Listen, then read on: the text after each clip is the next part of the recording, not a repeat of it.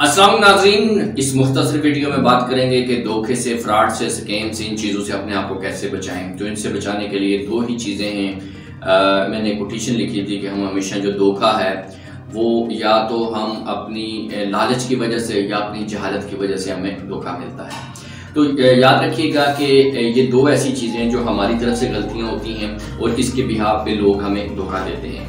सबसे पहले तो आप लालच वाली बात समझ लें कि आपको रोज़ाना मैसेज मिलते हैं कि आपने फ़लाँ प्रोग्राम में अपना कोई नंबर भेजा था, वहाँ से आपका इनाम निकल आया, फ़लाँ स्कीम से आपकी ये चीज़ निकल आई, फ़लाँ जगह से आपकी ये लॉटरी निकल आई, फ़लाँ जगह से आपका ये प्लॉट निकल आया।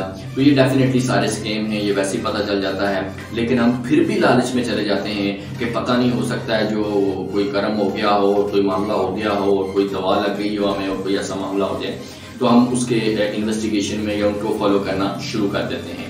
तो ऐसी चीज़ों से तो आप ये लालच की वजह से होता है। तो कम से कम जो कोई बहुत अच्छी चीज़ है, बड़ी ऑफर है, बड़ी कीमती चीज़ है, वो आपको बड़ी सस्ती कोई ऑफर कर रहा है और इस तरह की जो पुरकशिश ऑफर्स होती हैं उसमें डेफिनेटली कुछ ना कुछ हमें नज़र आपको पीछे होता है। तो आप ऐसी चीज़ों से सबसे पहले अपने आप को बचाएं। और नंबर 2, आप लोगों से जो उस फील्ड के एक्सपर्ट हैं आप उनसे कंसल्ट करें। अब जब भी कोई डिसीजन लेने जा रहे हैं तो अब आप डॉक्टर के पास जा रहे हैं, किसी के वकील के पास जा रहे हैं, किसी भी बंदे के पास जा रहे हैं, प्रॉपर्टी के मामले में जा रहे हैं, तो जो आपको ऑप्शन दी जाती हैं, जो आपको गाइडलाइन दी जाती है, आप उसको फॉलो करने से पहले किसी सेकंड पर्सन जिसका उससे लिंक नहीं है, ताल्लुक वास्ता नहीं है, उसकी इन्वॉल्वमेंट नहीं है, आप उससे मजीद उसके बारे में सेकंड ओपिनियन जरूर लें।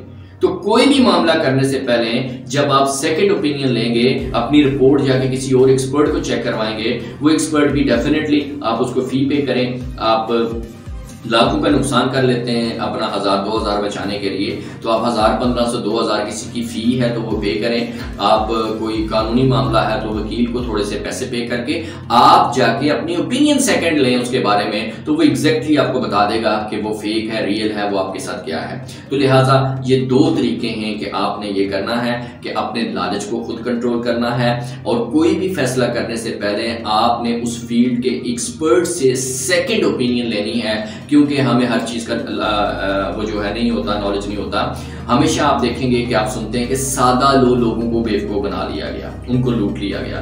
कभी ये नहीं सुनते आपके एक्सपर्ट्स को बेवकूफ़ बना दिया गया, क्योंकि एक्सपर्ट्स को पता होता है, वो जानते हैं, वो इल्म रखते हैं, वो चीज़ के मालूमात रखते हैं। सादा लोग वो होते हैं जिनको उसके बारे में मुकम्मल इंफॉर्मेशन नहीं होती, तो लिहाजा वो जल्दी बेवकूफ़ बन जाते हैं। तो लिहाजा आप हर चीज़ के एक्सपर्ट नहीं हो सकते, लेकिन हर चीज़ का एक्सपर्ट कहीं ना कहीं ज़रूर मौजूद है। और अब तो नेट के ऊपर आप सर्च कर सकते हैं, खुद भी सर्च कर सकते हैं, बहुत सारी चीज़ों के बारे में ऑथेंटिक गाइडलाइन आपको वहाँ से मिल जाएगी। तो लिहाजा अपने इल्म को सेकंड ओपिनियन लेकर और अपने लालच को कंट्रोल करके आप बच सकते हैं। और याद रखिएगा कि ये जो धोखा देता है उसका कसूर तो होता ही होता है, धोखा खाने वाले का भी कसूर होता है कि उसने अपने आप को डेवलप नहीं किया इतना कि अपने आप को इस तरह की चीज़ों से महफूज रख सके। तो आपने अटैक भी करना है और आपने अपना डिफेंस भी खुद करना है, अपने आप को खुद मजबूत करना है ताकि आप चीज़ों का मुकाबला कर सकें। आपका बहुत शुक्रिया।